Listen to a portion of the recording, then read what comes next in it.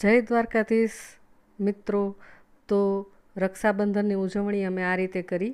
યુગના ફઈ છે એ યુગને રાખડી બાંધે છે, ત્યારબાદ તે મને રાખડી બાંધી દે છે અને ત્યારબાદ અમે લોકો હું અને યુગ છે એ જામનગર જઈએ છીએ રક્ષાબંધનની ઉજવણી કરવા માટે। તો તમે જોઈ શકો છો કે પાછળ મેદાનમાં મેળો છે એની તૈયારી સરસ મજાની થઈ ગઈ છે।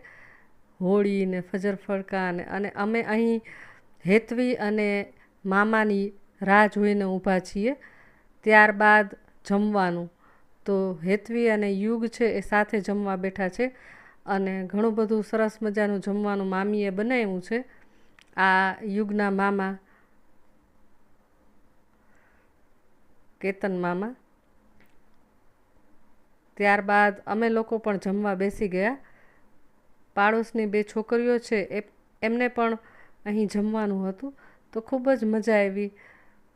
મારા ભાભીની ભત્રીજી છે એ પણ હતી જેનું નામ ધારા છે, તો સાથે જમવાની ખૂબ જ મજા આવી। ને ત્યારબાદ આ વિરાજભાઈએ છે વેસ્ટમાંથી બેસ્ટ બંદૂક બનાવી છે, કાગળમાંથી, જોઈ લ્યો તમે। અને ત્યારબાદ યુગભાઈ છે એનો ઉપયોગ આર્મીમાં કરે છે, જોવો આર્મી પોઝિશનમાં, બરાબર ને।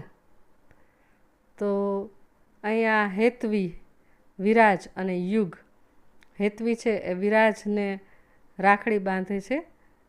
હેતવી વિરાજની મોટી બેન છે અને યુગ છે એ બાજુમાં બેઠો છે। એને ખૂબ જ ઉતાવળ છે કે જલ્દી હેતવી બેન છે એ પહેલાં મને રાખડી બાંધી દે, પણ વિરાજ છે એ મોટો છે એટલે હેતુ પહેલે વિરાજને રાખડી બાંધે છે। રક્ષાબંધન એ ભાઈ અને બહેનનો ખૂબ જ પવિત્ર તહેવાર છે, બરાબર ને। તો સરસ મજાનું રક્ષાબંધનની ઉજવણી છે કરી જો, અને એકાબીજા મોઢું મીઠું કરાવે છે। અને હવે યુગભાઈ અમારો રાજકુંવર,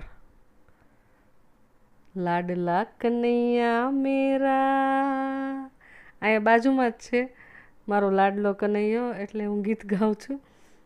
તો હેતવી છે યુગને રાખડી બાંધે છે। હેતવી યુગની મામાની દીકરી થાય, એકબીજા મોઢું છે મીઠું કરાવે છે અને મસ્તી પણ કરતા જાય છે એટલે ખૂબ જ સરસ રીતે રક્ષાબંધનની ઉજવણી છે એ અમે કરી હતી જામનગર યુગના મામાના ઘરે। આ વિરાજભાઈ હેતવીને ગિફ્ટ આપી રહ્યા છે, આ યુગભાઈ હેતવીને ગિફ્ટ આપી રહ્યા છે। ત્યારબાદ વિરાજની મામાની દીકરી છે એ યુગને રક્ષાબંધન કરે છે। રક્ષાબંધન તહેવાર છે એ ભાઈ અને બહેનનો એક પવિત્ર તહેવાર છે, જેમાં બહેન છે એ ભાઈની લાંબી ઉંમર માટે પ્રાર્થના કરે છે અને એને દીર્ઘાયુષ્ય મળે, સારું ભવિષ્ય મળે, સુખ સમૃદ્ધિ મળે એવી કામના સાથે એ ભાઈ, અને હા લાંબુ આયુષ્ય પણ, તો એના માટે થઈને આ બહેન છે ભાઈને રક્ષાબંધન એટલે કે એની રક્ષા થાય એવું કામના સાથે એને રાખડી બાંધે છે। હવે વિરાજને ધારા છે રાખડી બાંધી રહી છે, એ વિરાજની મામાની દીકરી છે। જોકે એને તો પહેલાં જ રક્ષાબંધન કરી લીધું હતું, પણ મેં કીધું કે ફરીથી બીજી વાર, એટલે ફરીથી એ રક્ષાબંધનની ઉજવણી છે એ કરે છે।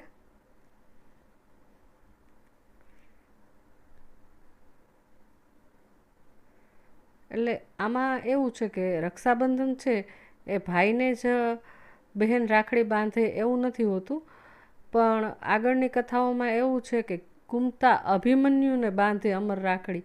એટલે કુંતા છે એ ફઈ છે અને એના ભાઈના દીકરાને રાખડી બાંધે છે।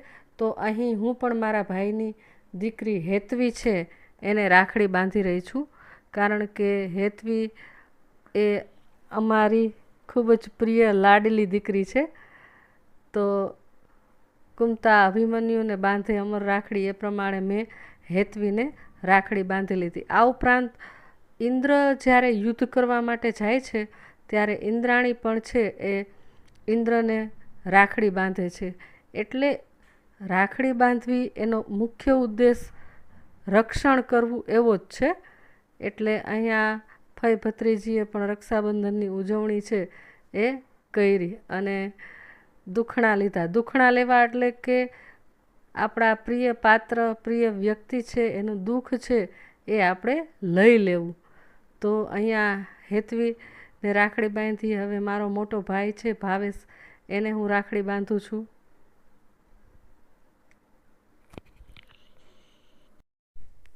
તો મોટા ભાઈ છે એ ધ્રોલથી જામનગર આવ્યા હતા અને બે ભાઈઓનું સરસ રીતે રક્ષાબંધન પણ કર્યું. આ રીતે અમે રક્ષાબંધનની ઉજવણી કરી. રક્ષાબંધન છે એને નાળિયેરી પૂનમ પણ કહેવામાં આવે છે અને રક્ષાબંધન છે એ પૂનમના દિવસે આવે છે. તો બધા લોકો છે, દેશભરના લોકો ખૂબ જ ધામધૂમપૂર્વક આ પવિત્ર તહેવાર છે એની ઉજવણી કરે છે. અને સૈનિકો છે જે આપણા દેશના જવાનો છે એ પણ રક્ષાબંધનની ઉજવણી કરતા હોય છે. જો આ મારો નાનકડો ભાઈ છે. તો ત્યાં પણ બહેનો છે એ ભાઈને રાખડી મોકલાવે છે અને ત્યાં આજુબાજુમાં બીજી જે બહેનો હોય એ સૈનિકોને રાખડી બાંધે છે અને તેને આયુષ્ય માટે, લાંબા આયુષ્ય માટે કામના કરે છે. તો આવી રીતે ભારત દેશ આખામાં રક્ષાબંધન છે એની ઉજવણી કરવામાં આવે છે. અને અત્યારના ટ્રેન્ડ પ્રમાણે ભાભીને પણ રાખડી બાંધવાની હોય છે અને એ પણ અલગ અત્યારે ભાભી રાખડી આવે છે. તો એ ભાભી રાખડી છે, એક ભાભી હાજરમાં હતા તો એમને પણ બાંધી દીધી. એમનું પણ મોઢું મીઠું કરાવ્યું, દુખણા લીધા. તો આ રીતે પવિત્ર તહેવારની ઉજવણી કરવામાં આવે છે. અને ત્યારબાદ થાકી ગયા હતા તો સોડા પાર્ટી કરી. એમાં યુગ અને વિરાજ છે મસ્તી કરતા હતા. અને બીજું તો કાંઈ મેં કીધું પીવાની કશી ઈચ્છા નથી.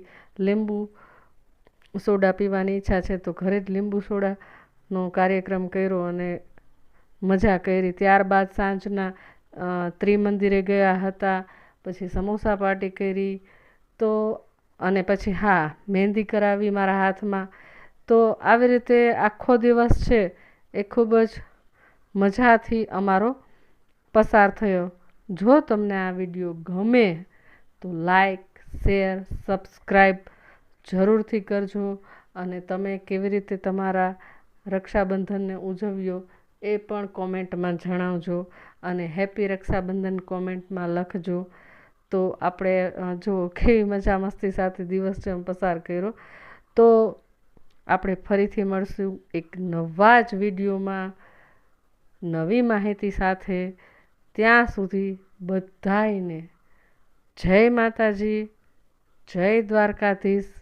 અને ચાલો સોડા પીવા માટે. Bye bye.